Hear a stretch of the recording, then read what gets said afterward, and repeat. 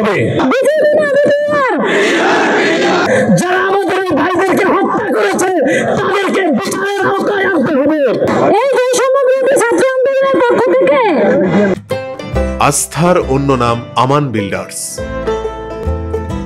কমিশনের প্রথম পেরায় লেখা আছে পূর্ণ তদন্ত করবার অধিকার রয়েছে কমিশনের। ঠিক তারই দ্বিতীয় পৃষ্ঠায় রয়েছে 11 নম্বর অপশনে যে পূর্বের বিচার অক্ষুণ্ণ রেখে কমিশন তদন্ত করবে। এটি কি বৈষম্য নয়? আমি আমার 18,000 বিডিআর পরিবারের কাছ থেকে শুনতে চাই এটি বৈষম্য নয়। আমি আবার শুনতে চাই এটি কি বৈষম্য নয়? এদেশে কোনো বৈষম্য চলবে না। আমরা একটি কথাই বলতে চাই, এই 18,000 বিডিআর পরিবার যারা ক্ষতিগ্রস্ত হয়েছে তাদেরকে যথাযথ অধিকার দিতে হবে এবং যারা দোষী তাদের বিচার করতে হবে। যারা বিনা দোষে জেল খাটছে তাদেরকে মুক্তি দিতে হবে।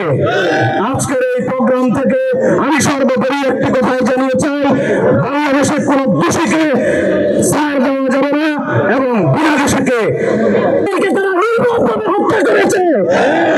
মাদ্রাসার ছাত্র জনতার পক্ষ থেকে আমরা দাবি জানাচ্ছি, যারা ফ্যাসিস্ট হাসিনার তাবেদার ছিল, যারা আমাদের ভাইদেরকে হত্যা করেছে তাদেরকে বিচারের আওতায় আনতে হবে।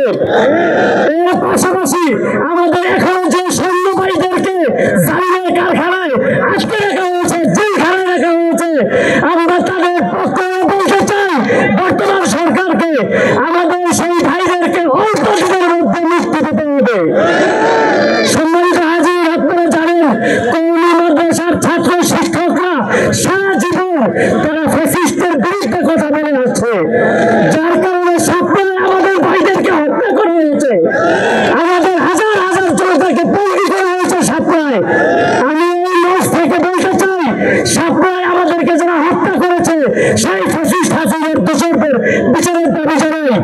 আমরা এখনই বেঁচে আছি, আমরা আপনাদের জন্য এই বৈষম্যবিরোধী ছাত্র আন্দোলনের পক্ষ থেকে আমরা আপনাদের দাবি আদায় না হওয়া পর্যন্ত আজকে আমরা এখান থেকে কেউ যাব না।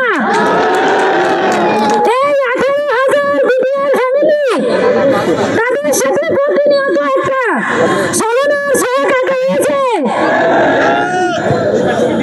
এই খুনি হাসিনাকে অনতিবিলম্বে বাংলাদেশে এনে তার যে শখ আঁকা হয়েছিল তাকে এখানে